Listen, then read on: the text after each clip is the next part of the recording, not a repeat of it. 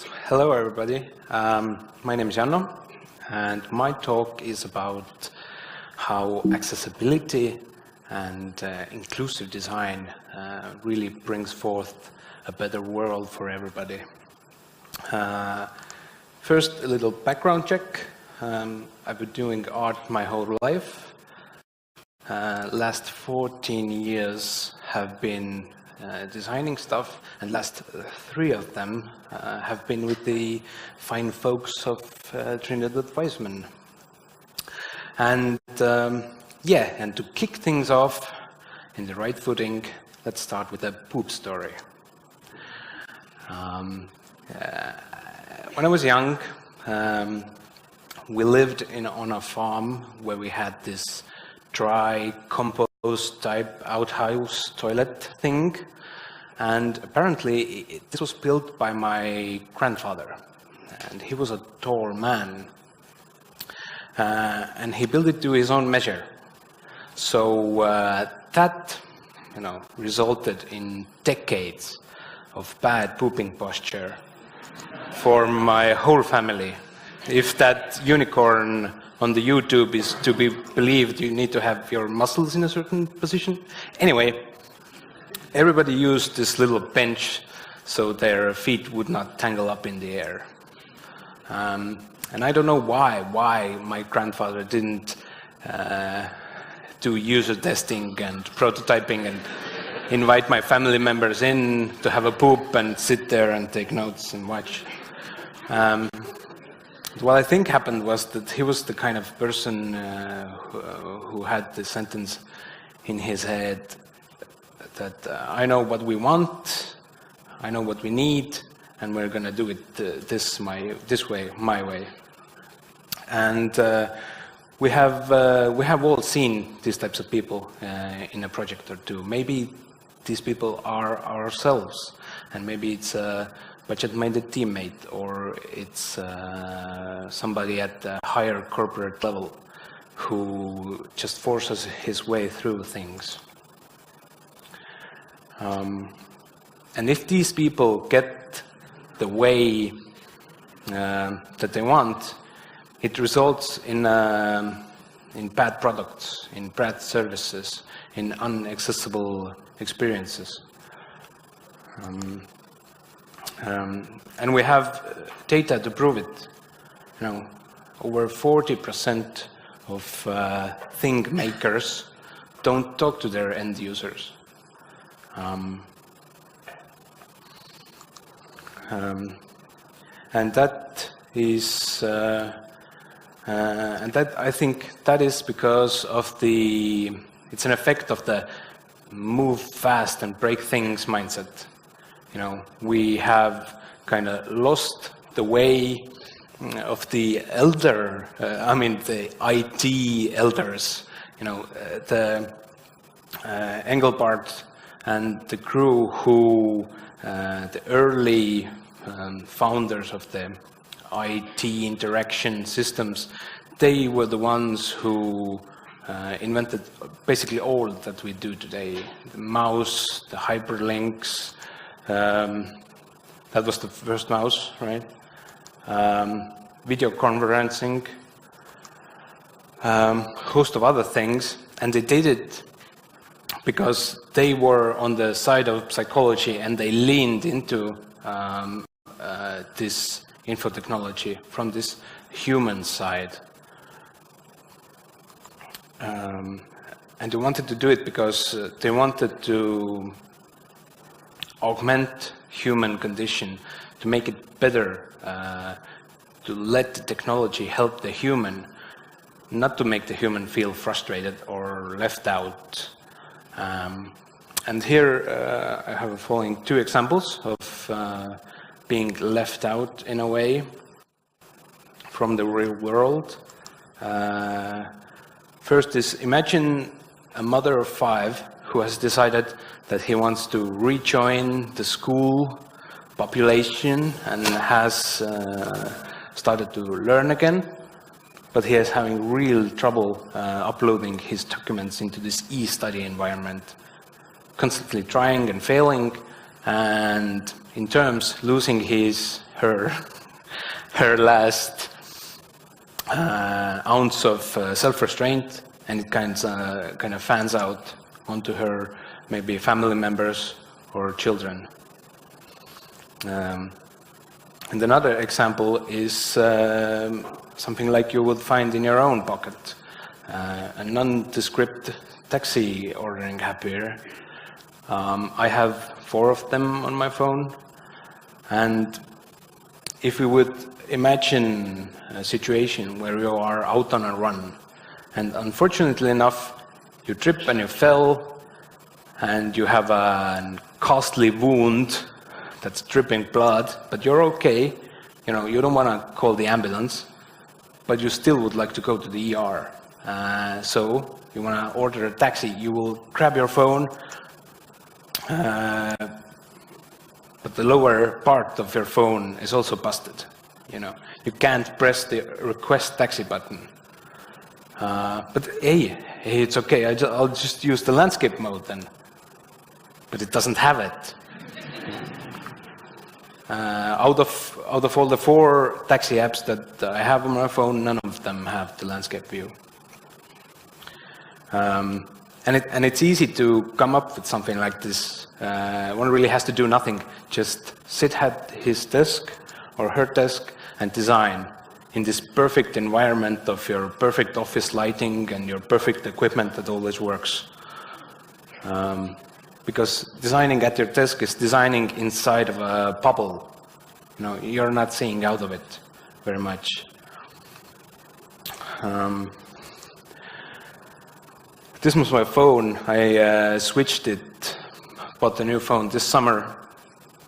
And this was a Sony. It was a 2011 year smartphone model. Worked, everything was tipped up. I also dropped it. A little part of the screen didn't work, and basically I had to buy a new phone because some of the apps had the landscape mode and I was okay with it, but some of them didn't have it, and it was vital for me, for my Instagramming. But you, yeah. But you makers, you app developers, you service providers, you made me pollute the earth with this. You know, this phone would have gone on for a very long time. I would have been okay with the half-broken screen using the landscape mode. You made me pollute the earth. Why? Why? I mean, and it goes a bit further than that also, with a bit more nuancy things that maybe your app is unoptimized and it uses a lot of processing power, therefore requiring the user to charge his phone more, or it's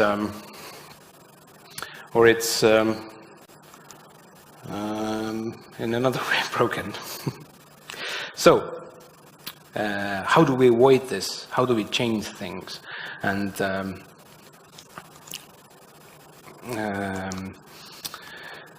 one of the ways that we can change things and start to, you know, trick your team or your corporate higher-ups into doing real-life user tests is one of the ways to do it is to make the design fit into a box. Yeah. Another one is to reframe the work. And last but not least is to make some really off-the-hip guerrilla user testing. But first, make the design fit into a box. Like corporate structures or budgets or anything like that love structure. And design and the discovery process and this building and testing and going back to the start is kind of anything but. It's fuzzy and loose-ended, and it doesn't kind of fit the frameworks of maybe timeline of a project. So there are a few, there are many good like workflows for that. I'm going to highlight 2 of them. One is the Google Ventures Design Sprint. With this methodology, you can get a nice vertical slice of a product within 5 days, where you are gathering ideas, building, testing, and evaluating, all within 5 days. And this is in concrete. This is actually a book by Jake Knapp. And this other kind of a broader set of design thinking tools is also good. There are multiple people who do their own guides, but the School design thinking framework is one of the better ones with the actionable steps, and IDEO has also some of their own. They are the one who first, maybe propagated that design thinking term. Now, second one is to reframe the work, right? When we look at accessibility, there are all these guidelines and evaluation methods to see if your app or product or service is, eligible and it's accessible. Here is a set of posters. They're from government.uk design team, and they roughly display the do's and don'ts of what to remind yourself when you're designing for accessibility. Now, reframing part comes if we, for example, take one of the headers there and just make it be worded like that. Because all of the actual do's and don'ts are good for also business purposes, and everyday users as well. So if we'll take one of the actionable points of use simple sentences as bullets, that's good for us all, and it's good for Google search results. Built for keyword use only. The people who use your site many times a day, maybe the power users, and also web crawling will benefit from that. Use good color contrast and readable font size. This is something that is vital if you want people to use your app or service while they're on a sunny day at the beach. You need to see the screen as well. And use images and diagrams to support text. We're all actually visual people, so if anything is explained by a diagram or a nice drawing, then it makes things clearer. And write in plain language, which helps us all, and it takes off a load of your help desk. People will be calling in a few times to ask what the hell does it mean on your website. And the third one is guerrilla user testing. This is something that is real quick, off the hip. When you're in a team, you have some, resistance, and everybody's saying, "Oh, I don't think we have time for this," and it seems too difficult. And the solution for that is just take your product or service that you have built. Maybe it's on a little screen. Just walk down from your office into the street and start bothering people. Street itself is kind of this place that people will just probably walk on. So good places are bus stops and shopping malls. Also,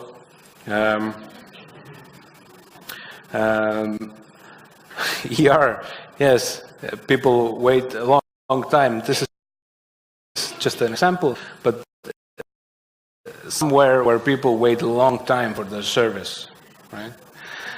And this example is actually also good for building empathy towards users. If you're feeling that you can't connect, if you're feeling that you are afraid to go out on the street and bother people, then just going to the ER some days and sitting there for a few hours is enough to build up empathy in you and kind of like this care for your fellow man, that you will be able to then approach people better. Also, people at ER will strike conversation with you very often, so it's good.